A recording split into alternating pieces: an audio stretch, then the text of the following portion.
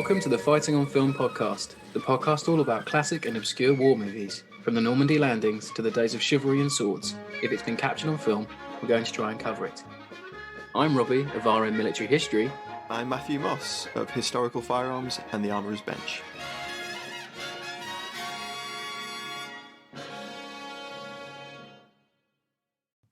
Hello, welcome back to Fighting on Film. Now, Mercenary Month 2 is behind us, and we are back to more military-themed films over the mercenary-themed ones.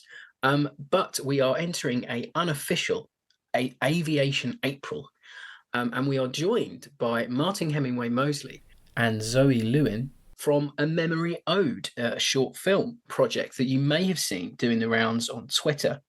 If you keep up to date with the Fighting on Film Twitter, you definitely would have seen us repost one of their trailers, and we're really excited about this project. It really seems like something that we all could get behind and something we could all be proud of once it gets made. So, Martin and Zoe, welcome to the show. Hi, Robbie. Hi, Matthew. Thank you for having us. It's our pleasure. So, maybe to start off with, maybe Martin, you want to tell us about your background in film and how you came to get this project going? Oh, wow. How long have we got? You can probably tell by the accent, I'm from the West Midlands. I kind of took the plunge like a lot of folks do, have an aspiration to work in the film industry. And about a decade ago, did the big move down to London. And I actually transferred in a job in retail to kind of just get down there. But I was only down there a couple of months, and I found a delivery driving job for a camera rental firm available. And I just went for it. It was a huge pay cut to take the job and all that kind of stuff. But it was the foot in the door that I thought, well, if I'm ever going to do this is the way to get on the ladder. And I worked for the camera rental company that back then was called Procam. Now it's called Procam Take Two Films. And started off as a driver with, honestly, my knowledge was dreadful, absolutely awful. I loved movies. I loved the idea of becoming a director. I think that's how all of us start in this game. But I just wanted to just learn from the bottom, and getting in at a camera rental firm was, even now I look at it, as probably one of the best things I could have done. I didn't have an education in film. I didn't go to college or university or film school. I was literally learning from scratch, and the first kind of few months were actually quite embarrassing, because I was around a lot of people in the same position as me that actually knew their stuff. And when it came to cameras, people talk about shutters and gain and ISO and exposure. I was like, yeah, can someone fill me in on this? But I went out of my way to stay over after work, talk to the right people, pick up the cameras and teach myself. Well, not just teach myself, but learn from others that were further up the ladder. Try not to waffle on about that too much, but a decade later, or almost 10 years later, I progressed through as one of the technical workers to management, and then I actually went freelance in camera crew, where I worked on a variety of formats. So, traineed and assisted on feature films for Netflix and Amazon and Sky. Worked on reality TV, which some people might turn their nose up at, but it was actually an amazing learning curve. The crews that shoot that stuff, they know what they're doing, and the pressures you're under to get it shot it's a great way of learning. Yeah, I can imagine so. Yeah.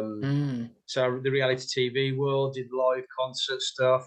Being from the Midlands, I got an opportunity to do Black Sabbath's last ever show as an assistant. That was a great memory, great credit as well. Factual news broadcast. I've kind of been on every kind of set you can think of in the camera department. I've done a bit of operating, but mainly assisting.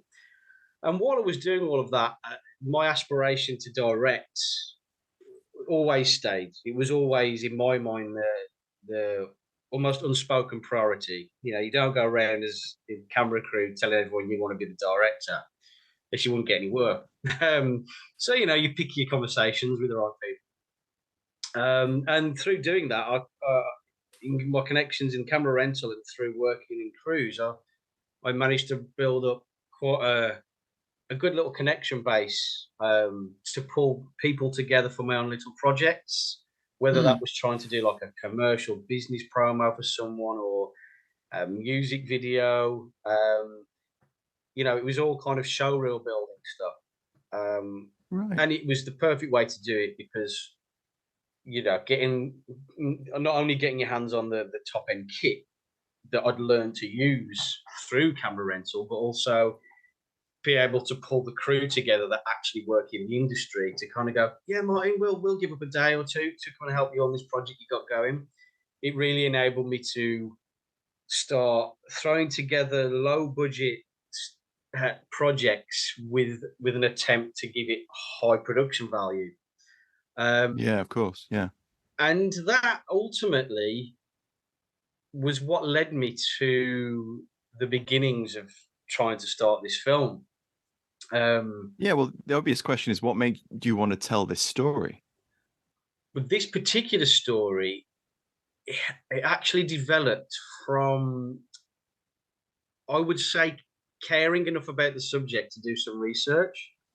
And what I mean by that is the initial catalyst for this film was quite a few years ago, 5, 6, maybe even 7 years ago. I found out about the museum, Lincolnshire Aviation Heritage Centre, and as someone that grew up with an interest and passion in aviation, I wouldn't say, it's a casual interest like many of us. I'm no expert, but I understand what people are talking about when you do listen to the experts. And I found out about this museum, and my casual interest and my wish to shoot fantastic looking stuff. I found out about this Lancaster that was privately owned, and I kind of thought, wow, I'd love to shoot that in some way, shape, or form. I'd love to film a Lanc, And I first went about just kind of wanting to shoot some kind of fancy promo idea for the museum, to kind of raise awareness. The thought being, well, if I didn't know about this place, how many other people don't know about this place? How cool would it be to do a fancy promo that give to the museum, put it on their website, yada yada yada. And to do that, I actually needed to raise a bit of funding initially. This was years ago, and I didn't quite manage to pull it together, and that was kind of a blessing in disguise because during the first lockdown, I really had to kind of think of what I was doing with this project I wanted to do. And it was actually my wife that turned around to me and said, you need to think about what happens after you make this. You put all this time and effort into this promo. What happens?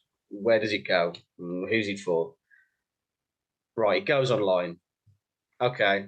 So realistically, after maybe 6 months, the majority of people that are going to have seen it will have seen it, and then it's just kind of there.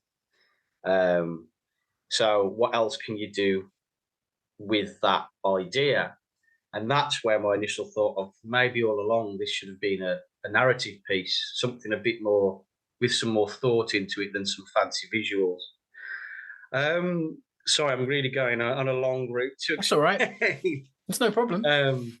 Explain how it came about. So yeah, that was the catalyst. And then when I got to the stage where I thought, right, this is going to be a short film. As a filmmaker, you kind of have two options. You either just focus on the fact that you're making some kind of war film, and you go, cool, war film, this is going to be great. People are going to love this. Everyone loves war films, action, yada, yada, yada. Or you've got the option of kind of sitting back, doing your research and finding the real human stories that are in there. And without thinking of the big, fantastic visual that could be done with such a subject, you start approaching it from a human angle. And that is ultimately that decision to really treat the subject with some care and thought and respect is what led me to write this story. So yeah, that's the long version of it.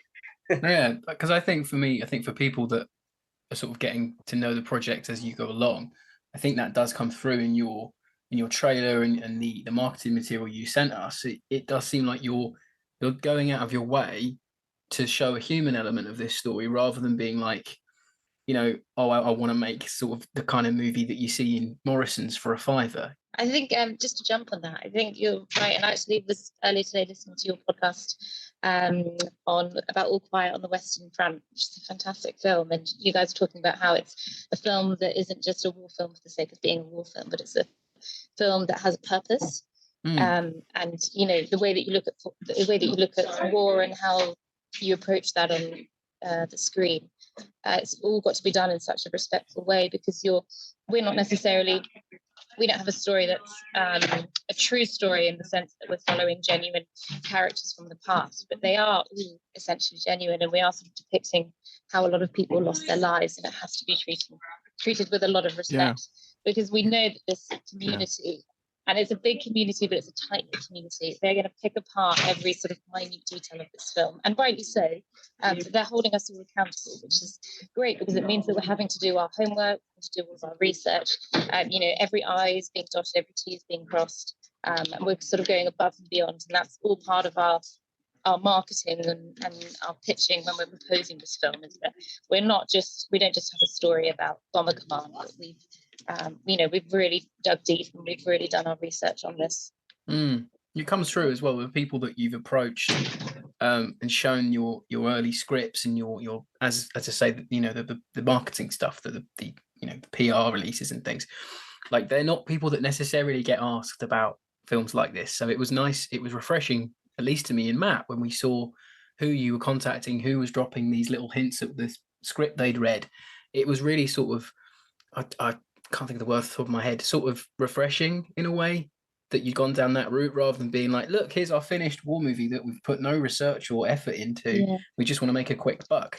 It's so nice to hear you say that, and I know Martin will be grinning from ear to ear, because kudos to Martin as well, who's done a lot of this all on his own. I sort of joined him about a year ago, but Martin's found this huge community in terms of the people who are historical consultants, and they're experts in film and TV, and they live and breathe.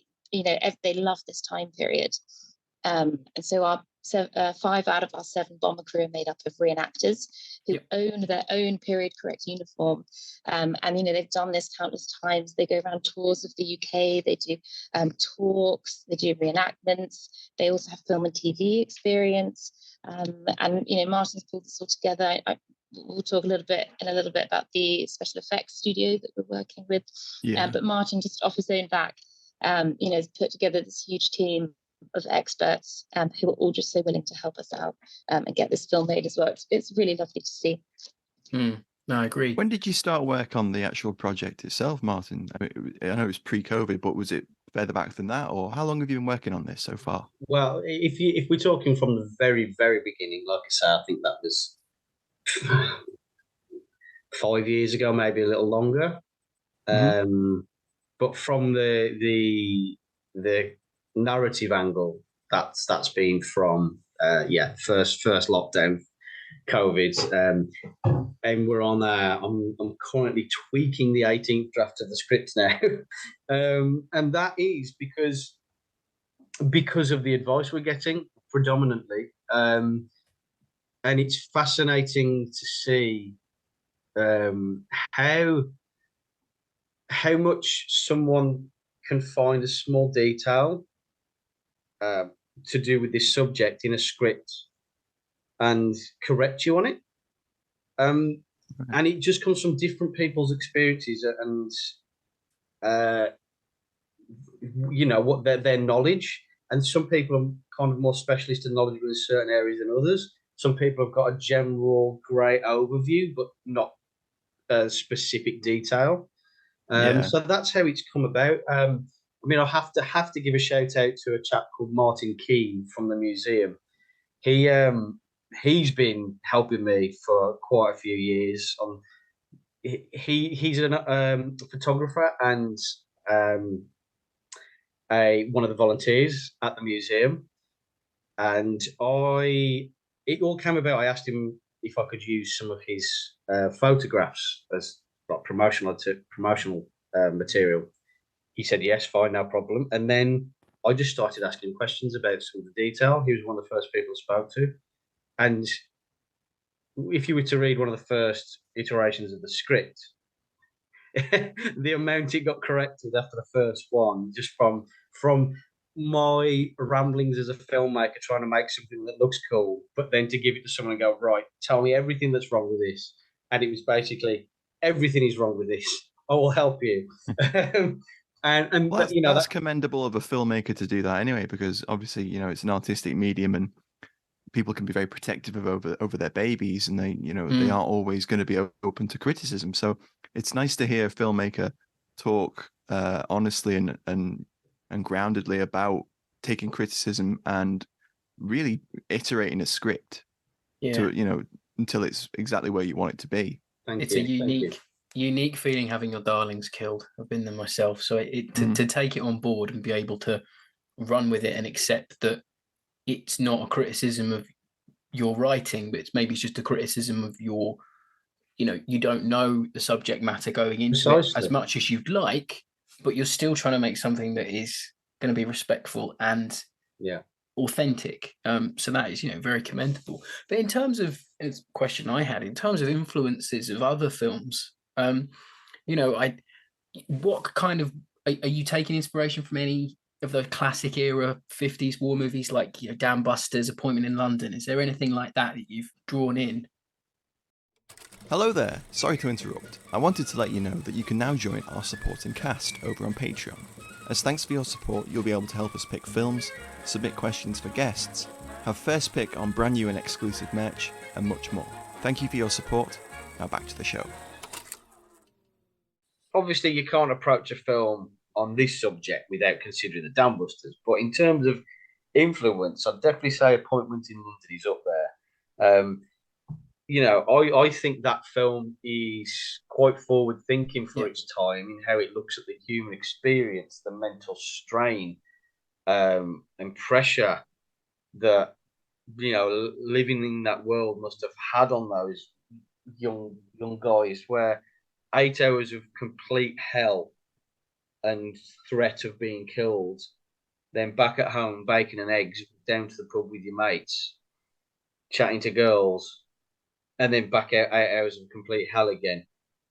You know, we can't even comprehend what that must have felt like. But what we're trying to do with our film is just show a small snippet of what it may have been like for someone new and young joining an experienced crew, and the knock-on confidence that may have had.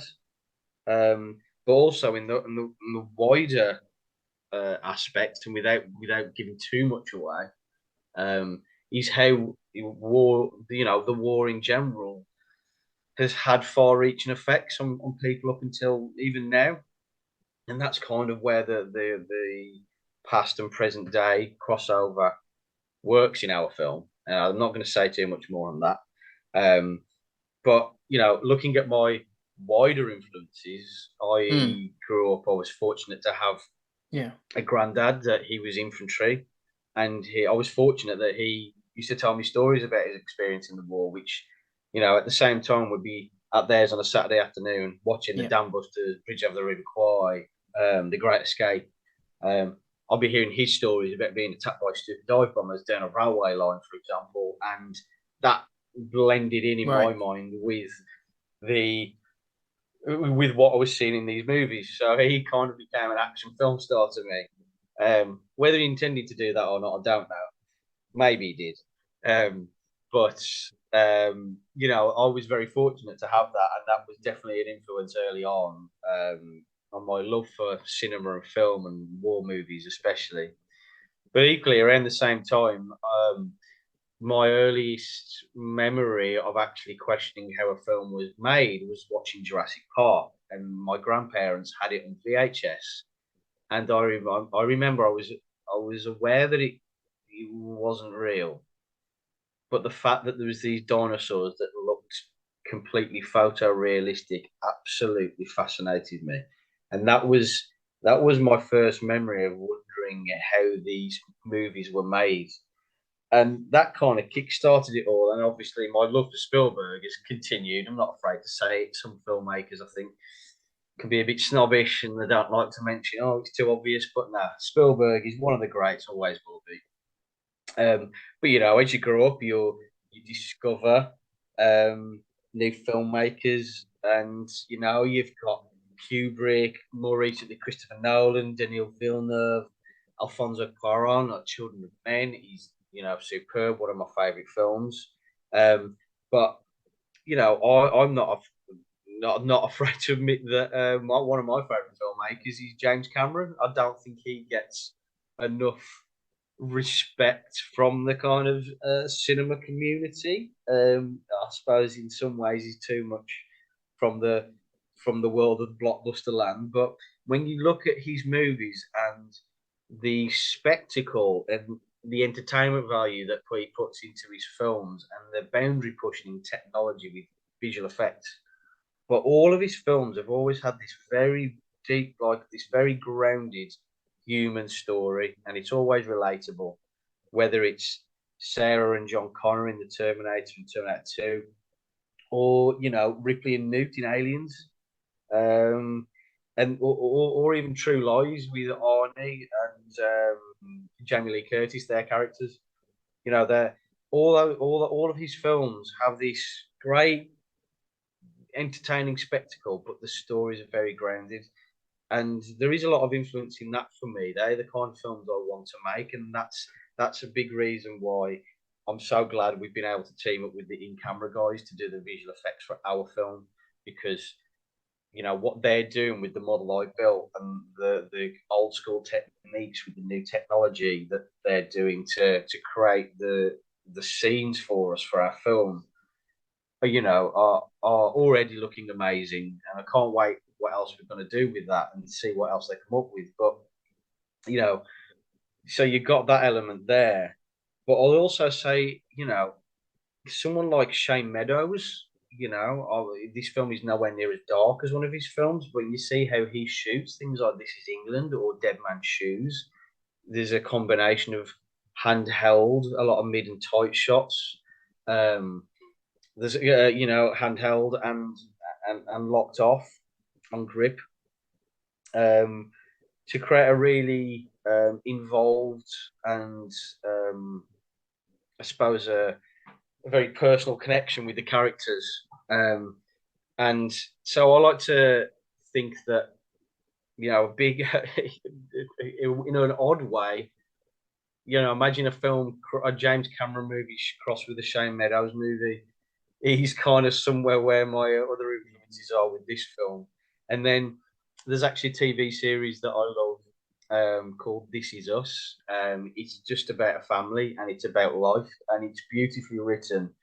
But the musical score for that series by a guy called Siddhartha Khosla it's exceptional. It honestly, nearly every episode makes you cry. And when you think about it, most of the time it's down to the music that accompanies the great storytelling. So it's almost my inspiration, you know, other than the obvious where it's more like Appointment in London. If you imagine a James Cameron movie crossed with a Shane Meadows movie with the music of Siddhartha Khosla in there to give it that emotion, it's somewhere around that. And yeah, I think that's the best way of describing it. Yeah, like more character narrative driven piece than a epic. Yeah, I get what you mean. Yeah, because his stuff is filmed in a certain way. There's no bells and whistles. It's people at its core, isn't it? Precisely. Yeah. So in terms of visual effects, I mean, I know that is something that people have been excited about, because I know the company you're working with are really revered for what they do. So maybe just explain to the listeners who maybe don't know, because it's quite exciting really what they can pull off in camera. That's what I really like about what they can do. They are incredible, those guys. We are so fortunate to have them invested in our projects. And that is because both of the Tommy and James who present the show and do all the effects. So sorry to explain, they're a YouTube channel called In Camera Effects. Yep. And they essentially do tutorials on how anyone at home with stuff you can buy off the shelf can create Hollywood VFX, but specifically in camera. So they try and do as much as they can in camera, hence the name In Camera Effects, with scale models and props, but blended with the kind of software that everyone can use from home, to get as close to you can to the stuff that comes out of Hollywood. You know, they've recreated a scene from Star Wars, for example, with the trench run. They did a wet for dry shoot with a submarine, and it looks incredible.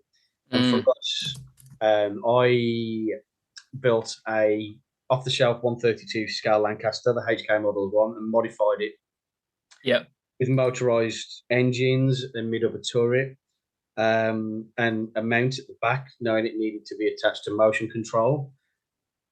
We built that and modified it ourselves, and then gave it to the in-camera guys who have put that to work and built their own custom-built motion control rig for both the model and camera to do the dynamic shots film. It really is something. It really is something what they can do. And you can go on their YouTube channel, listeners, and find their effects reels of the Lancaster sequences they're doing. And it really, Very and cool. I think this is where, for me, this sort of like the 50s element comes in, where that was all model work and stock footage.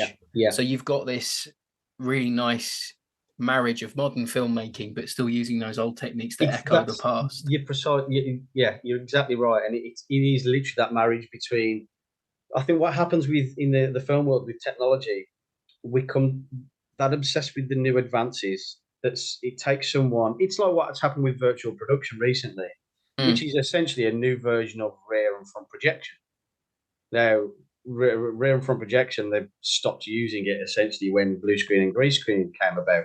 Yeah. And then someone's kind of gone, hang on a minute, LED technology is pretty good now. Why don't we start trying to do that, but with high resolution footage on a digital screen? That's just an example. And so what the in-camera guys do is they look at old techniques and they go, oh, what can we buy off the shelf that we can do that now with? And it's surely going to look 10 times better. So they've actually, for our episode, they talk about going further than the expensive cost of virtual production. And they actually talk about doing a new version of rear projection with some new material, which they've got their hands on. And it looks incredible. But they even explained that this is a cheap way of doing what these virtual production stages are doing, with similar results in some instances, if not better. So it just shows you what those guys are researching and putting their effort into for the world to see through their YouTube channel. They're fantastic. Yeah, I would recommend. We'll share some of their stuff when this episode goes live. But I would recommend to the FOF faithful that you go and check out what those guys are doing, because it's quite something. It's very cool to see how it's actually done. With it's such a small model, but then you look at some of the stuff that you shared with us, and it looks great. You'd be hard pressed to know it was. You couldn't do better with CGI. I mean, it's just ridiculous. It's amazing. It's funny how for early conversations, when they kind of got involved, they approached me. I did a Facebook post, and I had this idea for an opening shot, and I put up a screen grab from the film Sunshine, and I was actually trying to find a CG artist because I didn't even for 1 minute think anything about practical effects was doable. So I was trying to look for a CG artist that might do me a favour, and it was James sent me a message saying, kind of like, dude, I love your examples. You seem to have a real vision for what you want. We may be able to help. And we went from there, and obviously they learned more about the project, told us about their connection with Bomber Command and the Lancasters. and their family connection. So from that point forward, it was a case of, okay, how are we going to do this? And we whittled it down to, we're going to have to buy a model off the shelf. They were like, we do know a guy that does these amazing custom builds that could do like a 1/5 scale. And we're like, yeah, but realistically, we're not going to afford that. Yeah, cost. So we talked about the 1/32 scale, and we were both like, it might be a little small. And then look what they've come out with recently. It kind of proves, actually, you can. Yeah, they shared some more a couple of days ago, didn't they? And it's got a lot of the a little bit more produced, so it shows them.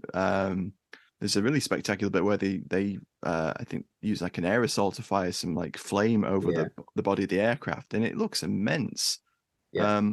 From reading the script that you shared with us, I mean, obviously that first opening 5 minutes is quite it's action packed. It's not to give anything away to anyone, but it's to board the bomber. So we've talked about you coupling that practical effects skill.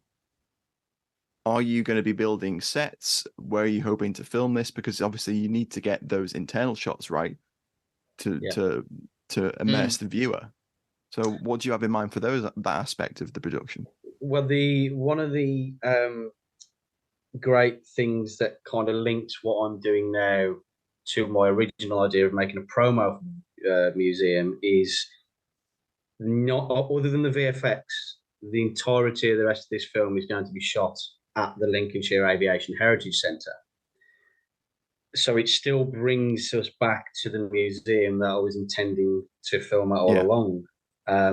And part of that is filming on board their Lancaster, Just Jane, which, being privately owned, it's unlike the other one that flies, which is owned by the RAF, so you could not get near that. That is still a registered bomber.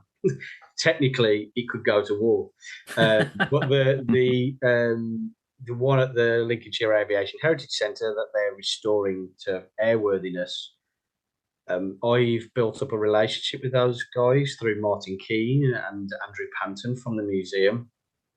His family started the museum, and the Lancaster they own, we're essentially going to shoot on there, and this is part of the next funding stage where we're at.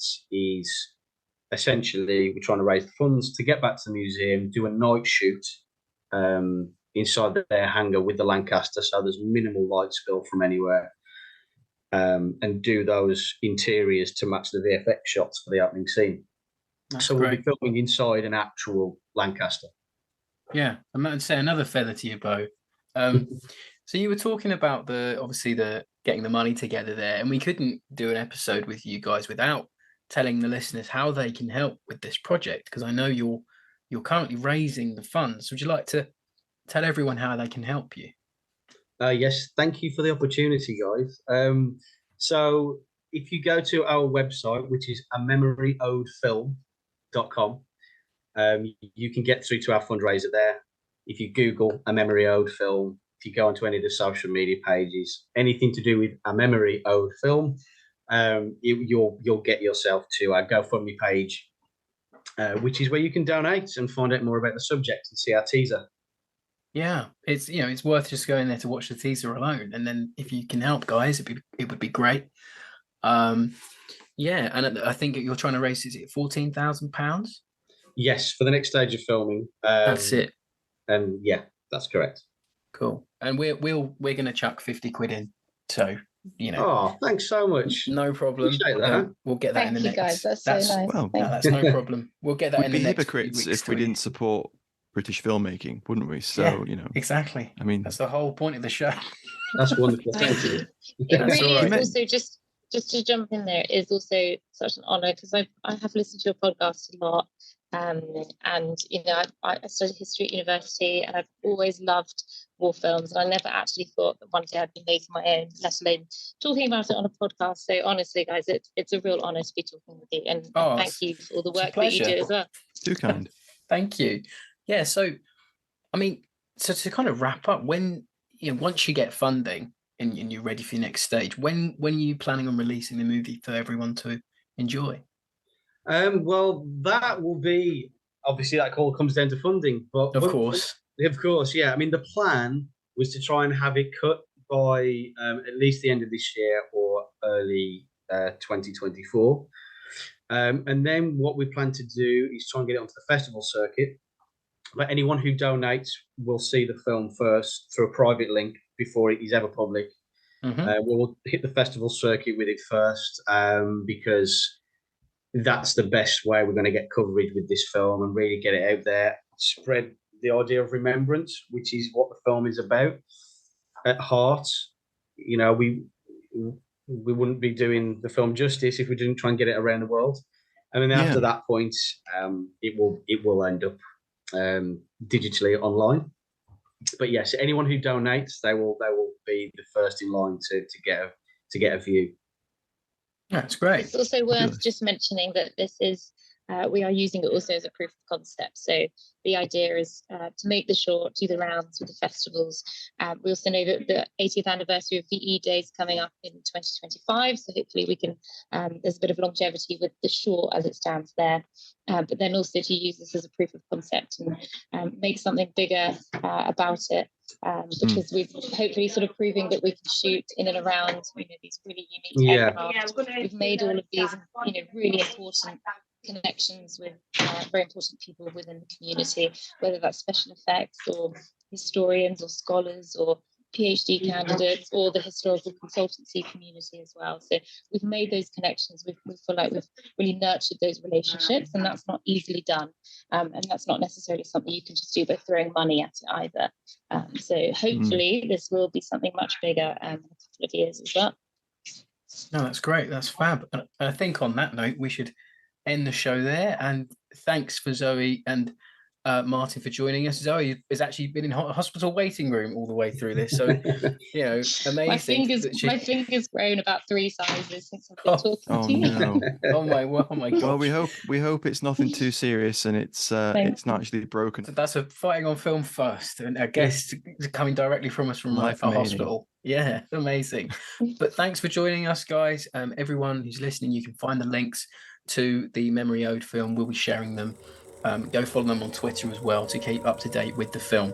And we'll be back next week with another war film for your delectation. So again, thanks for joining us, everybody. Thanks for joining us, guys. Thank you, guys. Lovely to speak. Take care. No problem. Bye-bye. Thanks, guys. Bye.